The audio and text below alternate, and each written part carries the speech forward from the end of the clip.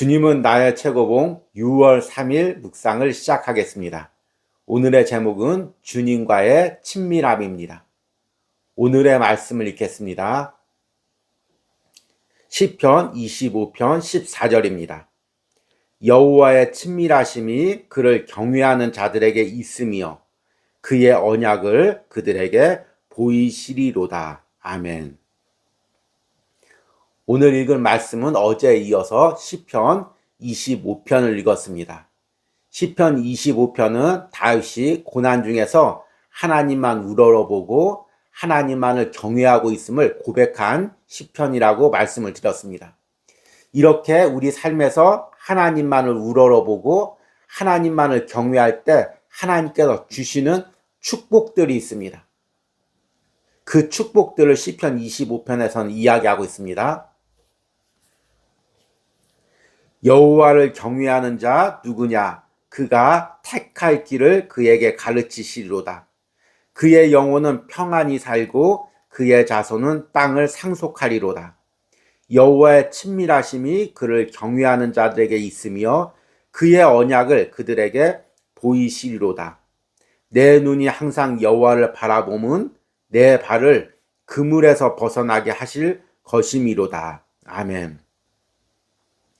하나님은 세상에서 하나님 당신만을 경외하고 당신만을 신뢰하는 자들을 모든 환난 가운데서 지켜주십니다. 그런데 그 환난에서 지켜주시기 전에 먼저 하나님이 주시는 축복이 있습니다. 그것은 심령 깊숙한 곳에서 하나님과의 친밀함을 누리는 것입니다. 이것이 사실 우리가 세상에서 어떤 환난에서 건진받는 것보다 더 큰 은혜이고 더 큰 축복입니다. 우리 심령 안에서 하나님과 친밀함을 누리는 것, 그리고 그것이 왜 큰 축복인지를 오늘 묵상을 통해서 들어보도록 하겠습니다. 오늘의 묵상입니다. 무엇이 진정한 친구라는 표시입니까? 가장 비밀스러운 기쁨입니다.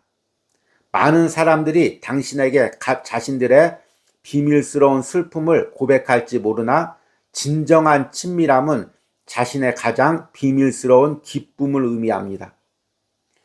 하나님께 주님의 기쁨을 당신에게 말씀하시도록 한 적이 있습니까? 아니면 쉬지 않고 주님께 자신의 비밀만을 말하느라고 주님께서 당신에게 말씀하실 기회를 드리지 않는 것은 아닙니까? 그리스도인의 삶을 시작하는 초기에는 우리는 하나님께 부탁만 합니다. 그 후 하나님께서 우리와 사귐을 원하신다는 사실을 알게 됩니다. 또한 주님의 목적을 향해 우리를 이끄신다는 사실을 알게 됩니다. 당신은 주 예수 그리스도의 기도의 본질에 붙들려 있습니까? 주의 뜻이 이루어지이다. 이 정신에 붙들릴 때 하나님의 비밀을 붙잡게 됩니다. 우리는 주님께서 베푸신 많은 위대한 축복들뿐 아니라 작은 사건들 속에서 그분과의 친밀감을 느낄 수 있습니다. 주님께서 우리 각 개인의 아주 사소한 일들까지 관심을 가지신다는 사실을 깨닫게 되면서 주님과 더 깊은 친밀함을 느끼게 됩니다. 주께서 정한 길로 나를 가르치소서. 처음에 우리는 하나님의 인도하심을 의식하기를 원합니다. 그러나 이것이 지속되면 하나님을 풍성하게 의식하면서 우리는 그분의 뜻이 무엇인지 물을 필요가 없게 됩니다. 다른 뜻을 선택하고 싶은 생각이 들지 않기 때문입니다. 우리가 구원을 얻고 정결해진 후에는 하나님께서 우리의 일상적인 선택 속에서 우리를 인도하십니다. 우리가 주님이 원하지 않으시는 것을 선택하려 할 경우는 주님께서 막으실 것입니다. 이때 주의하십시오. 어떤 결정을 내릴 때 의심이 생긴다면 당장 그 결정을 멈추십시오. 왜 안 되는 거지? 라고 하며 절대로 자신을 합리화하지 마십시오. 하나님께서는 우리의 선택을 지도하실 것이며 우리의 상식마저 인도하셔서 우리로 더 이상 다음 질문을 되풀이하면서 성령을 거스르지 않게 하실 것입니다. 주님, 정말로 이것이 주님의 뜻입니까? 아멘. 여러분들은 내가 하나님 안에서 하나님의 뜻에 따라서 바르게 걸어가고 있다는 것을 어떻게 확신하십니까? 때론 눈에 보이는 축복들, 이렇게 축복해 주시니까 내가 지금 바른 길로 가고 있구나. 아니면 기도의 응답들, 내가 이렇게 기도했으니까 응답해 주시니까 바른 길로 가고 있구나. 아니면 주변의 목회자나 신앙의 선배들의 그런 인도에 따라서, 가르침에 따라서, 내가 바르게 걷고 있구나. 이런 것들을 확신할 수가 있습니다. 그런데 제 개인적으로는 이것을 기도를 통해서 확신을 받습니다. 제가 하나님 안에서 하나님과의 바른 관계 가운데서 걸어가고 있을 때는 하나님과 기도할 때 무릎만 꿇어도 마음의 평안함이 느껴집니다. 그리고 기도 가운데 주님과 내가 친밀하게 만나고 있음을 느낍니다. 주님의 세밀한 음성을 기도 가운데 듣습니다. 그런데 내가 앞서가고 있고 내가 분주하고 내가 무언가를 하려고 할 때는 기도하려고 무릎 꿇어도 이 평안함을 느끼지 못합니다. 계속해서 마음이 분주하고 기도 끝나고 해야 할 일들이 목록이 계속해서 떠오릅니다. 주님과의 친밀한 교제를 누리지 못하고 주님이 세밀하게 말하는 음성도 듣지 못합니다. 그렇게 정신없이 앞으로 나가다 보면 꼭 탈이 납니다. 이건 아니었지. 나중에 깨닫게 됩니다.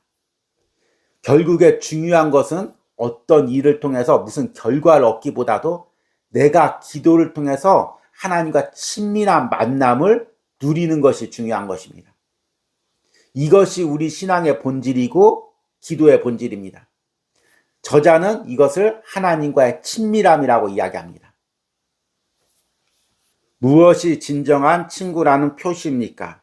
가장 비밀스러운 기쁨입니다. 많은 사람들이 당신에게 자신들의 비밀스러운 슬픔을 고백할지 모르나 진정한 친밀함은 자신의 가장 비밀스러운 기쁨을 의미합니다. 하나님께 주님의 기쁨을 당신에게 말씀하시도록 한 적이 있습니까? 아니면 쉬지 않고 주님께 자신의 비밀만을 말하느라고 주님께서 당신에게 말씀하실 기회를 드리지 않는 것은 아닙니까? 오늘 이 친밀함이라는 주제를 이야기하고 있는데 친밀함은 히브리어의 소드라는 단어입니다. 이것은 자신의 계획을 남에게 이야기한다는 의미입니다. 그러니까 우리가 하나님과 진정한 친밀함을 누릴 때는 어느 단계까지 가냐면 하나님께서 자신의 계획을 나에게 이야기할 정도, 그 단계까지 가게 됩니다. 창세기에 보면 하나님께서 아브라함을 인도하시면서 이렇게 말씀하십니다. 여호와께서 이르시되 내가 하려는 것을 아브라함에게 숨기겠느냐. 하나님은 당신의 계획을 당신이 사랑하는 자녀들에게 말씀하시기를 원합니다. 그리고 그 말을 자녀들이 듣기를 원합니다. 우리도 친밀한 사람들에게 아내나 또는 부모님이나 자녀들에게 자신들의 계획을 이야기하지 않습니까? 친밀한 관계는 자신의 깊은 계획들을 이야기합니다. 문제는 뭐냐면 우리는 기도하면서 내 이야기만, 내 간구만 하나님께 요청하느라 하나님의 그 친밀한 음성, 하나님의 그 계획, 나를 향한 계획, 우리 가정을 향한 계획, 우리 자녀를 향한 계획, 그 계획을 듣기를 거부한다는 것입니다. 여러분, 우리 세상 살면서 소통이라는 것을 이야기하죠. 그런데 가장 소통이 안 되는 사람이 누군 줄 아십니까? 대화할 때 자기 이야기만 하는 사람입니다. 나 이런 상황이 있어 얘기하려고 하면 바로 받아쳐서 나도 이런 상황이 있어 얘기하면서 내 얘기는 못하게 하고 계속해서 자기 얘기만 하는 사람입니다. 그러면 본인은 이야기하고 속이 편안할지도 모르죠. 그런데 그런 사람과 만나다 보면 계속해서 만나다 보면 마음이 답답하고 무언가 단절된 듯한 느낌을 가질 때가 있습니다. 하나님도 마찬가지입니다. 저자는 우리가 신앙의 초기 단계에서는 하나님께 아뢰기만 하는 상태라고 이야기합니다. 그런데 어느 정도 신앙이 성장하면 하나님께서 우리에게 이야기하고 싶어 한다는 것을 깨닫게 된다고 이야기합니다. 그리고 하나님의 음성을, 하나님의 계획을 듣고자 하는 마음이 생긴다고 이야기합니다. 그것이 바로 기도의 본질이라고 이야기합니다. 그리스도인의 삶을 시작하는 초기에는 우리는 하나님께 부탁만 합니다. 그 후 하나님께서 우리와의 사귐을 원하신다는 사실을 알게 됩니다. 또한 주님의 목적을 향해 우리를 이끄신다는 사실을 알게 됩니다. 당신은 주 예수 그리스도의 기도의 본질에 붙들려 있습니까? 주의 뜻이 이루어지이다. 이 정신에 붙들릴 때 하나님의 비밀을 붙잡게 됩니다. 우리는 주님께서 베푸신 많은 위대한 축복들뿐만 아니라 작은 사건들 속에서 그분과의 친밀함을 느낄 수 있습니다. 여러분들은 지금 어떻습니까? 기도를 통해서 주님과 친밀함을 누리고 있습니까? 아니면 기도 시간에 내 이야기만 하느라고 바쁘고 그마저도 바빠서 잘 기도드리지 못하고 있지 않습니까? 참 우리 현대인들에게 이 기도는 참 어렵습니다. 하나님과의 친밀함을 누리는 건 더 어렵습니다. 왜냐하면 현대 문화는 또 현대 기독교 문화는 계속해서 결과를 원하기 때문입니다. 내가 열심히 신앙생활했더니 이런 결과를 이루었어. 내가 열심히 기도했더니 이런 기도의 응답을 받았어. 이런 것을 이야기하는 걸 신앙의 높은 경지로 봅니다. 세상에서도 열심히 살아서 무언가를 이룬 사람을 성공한 사람으로 봅니다.